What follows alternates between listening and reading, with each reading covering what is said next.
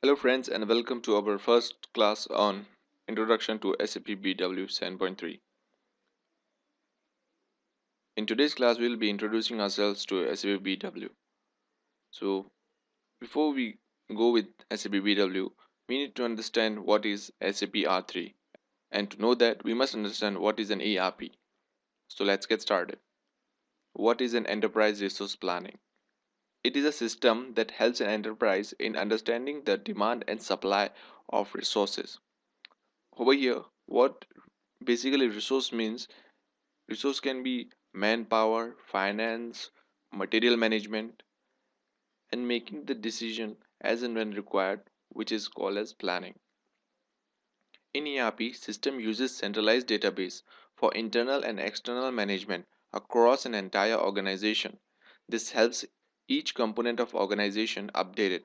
Over here, component means different departments that a company usually have: finance, material management, sales and distribution, CRM, our customer relationship management, and human resource, and etc. ERP system automates this activity with an integrated software application. To get a better understanding, let's take an example of a company which has not implemented an ERP. Company which produces desktops and it has not implemented an ERP.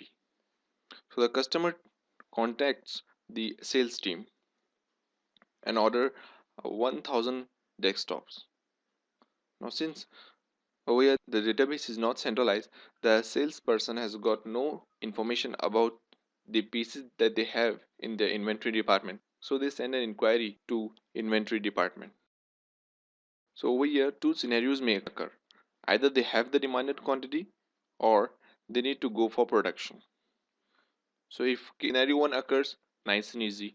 But if they don't have, then they would again make an inquiry in the production department. In second case, if they don't have the asked quantity, then they would request the production team to go for production.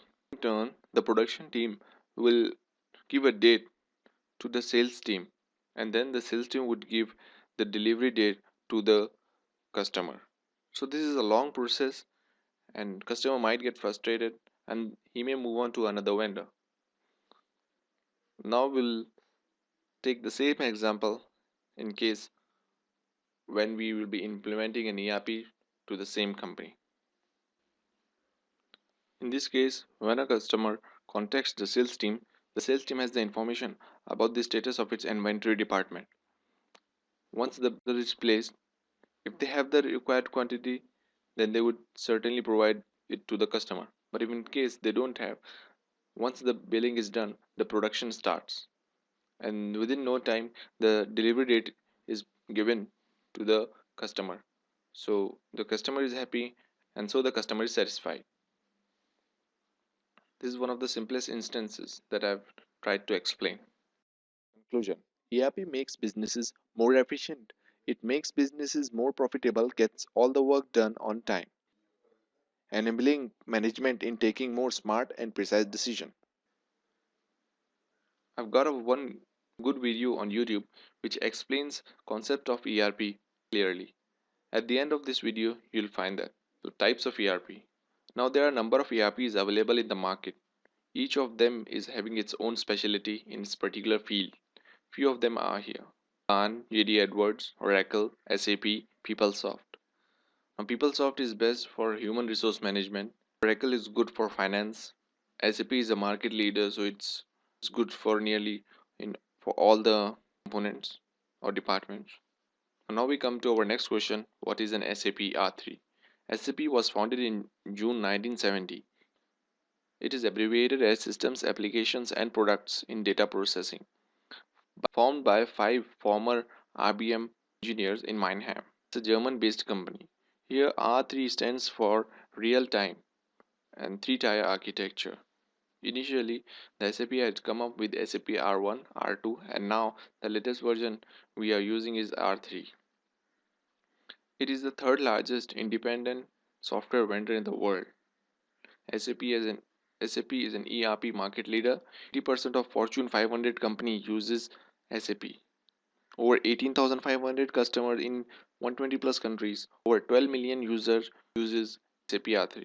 So basically SAP is a company which has got its name as SAP, which is one of ERP.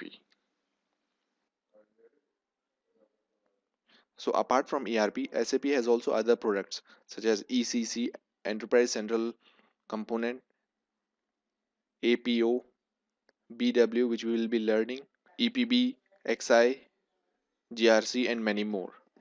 What SAP really means? S stands for systems. So large number of systems or machines are connected to a centralized database. This is done by SAP Basis Consultant. A stands for application. The different applications are FI, HR, PP, MM, SD, which are built in SAP itself. P is the product, with that is an ABAP language, which is used to make or to customize these applications. Once we have set up a system, done the installation of our systems, and we have customized our application with the help of an ABAP, we start the data processing. This is what is SAP really means: systems, applications, and product in data processing. Now we come to our next and the last question: what is SAP BW or BI? Formerly, BW was known as business intelligence. So according to Gardner, business intelligence is the use of information that enables organizations to best decide, measure, manage, and optimize performance to achieve efficiency and financial benefits. The steps involved in BW or BI is modeling. Here we'll be arranging and shaping the data, and that is achieved by cleaning, transforming, and storing data from different source system to a one common location.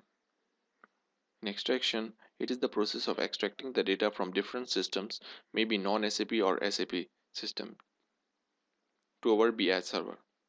Reporting. In reporting, the data loaded in your BI server is now easily extracted and analyzed for taking management decisions. SAP BW history. In 1997, the first version of SAP product for reporting and analysis and data warehousing was launched, and the product was termed as business warehouse information. So this is a table where you will be seeing the evolution of SAP BW BI. It started in 1998 as a BIW. Then SAP changes its name from BIW to BW. 2001, its name got changed from BW to BI in July 2005. That is Business Intelligence version 7. And now in May 2011, it has again changed from BI back to BW version 7.3.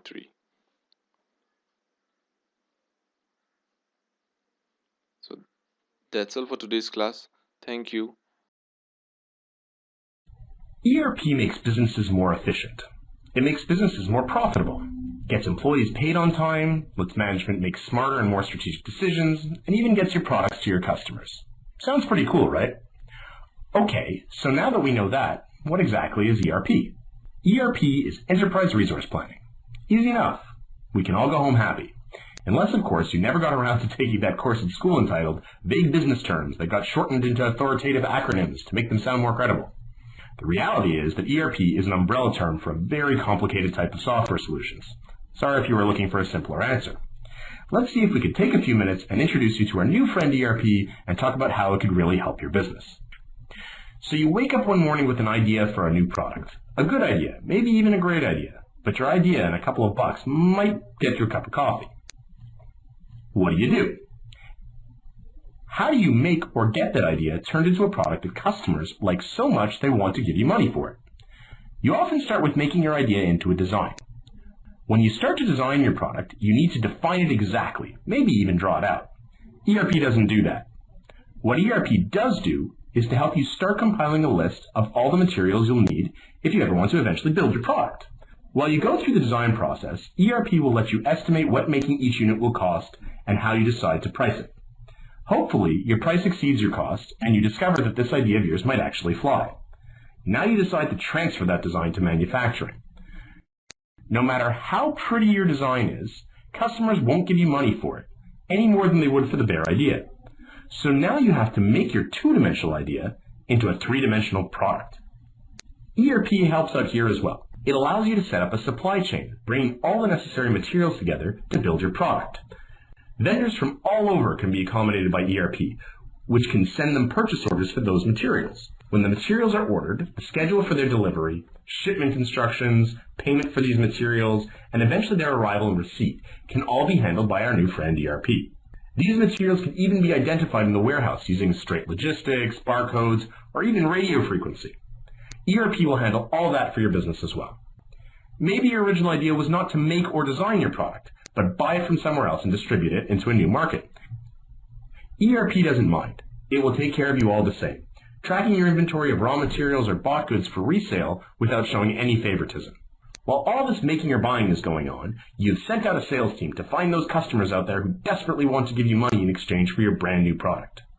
Their job is to get those orders rolling in. Your ERP will obviously take care of those orders, but can also keep track of the salespeople's territories and their commissions. And then the day arrives. Customers appear over the horizon, eagerly waiting to give your product a new home on their shelves. ERP will welcome those customers in and take all their information for them. It will help you keep track of all their many wants and needs, including the fact that they want your product to be customized just for them. And when they say the check is in the mail, you could trust their credit for 30 days to the extent of $200,000. ERP accepts their orders and will automatically figure out what is needed to fulfill them, how long it will take, and what you should charge for those orders, including all the local sales tax deductions. In the case of really big and demanding customers, they're using something called EDI. An ERP will often include an electronic data interchange module as well. ERP will help you fulfill those orders. If you're in the distribution business, ERP will tell you how much inventory you have on hand, where it is physically sitting, and give your packers instructions on what to pick and put into the containers for those customers. ERP will arrange the shipments to get your product to your customer, fill in the paperwork for you, even the custom stuff to get it over national and international borders. ERP also determines what each of your packers get paid, writes the checks, and makes automatic deposits for them. If you actually manufacture the products you are selling, ERP will translate sales orders into detailed work orders, outlining each step of putting your product together. How much material it will take, the labor involved, quality assurance processes, and even what tools or machines are needed in the manufacturing. It will pay your production staff by the hour, or maybe by the work done, or even a mix of both. ERP knows what your team knows and makes sure that people are assigned to jobs that they are trained for. It will track where the finished goods go and how they eventually get put into containers to fulfill orders and then shipped, just like with distribution. All of this information allows it to compile some pretty amazing reports and statistics, so management can make themselves look all-knowing with very little effort.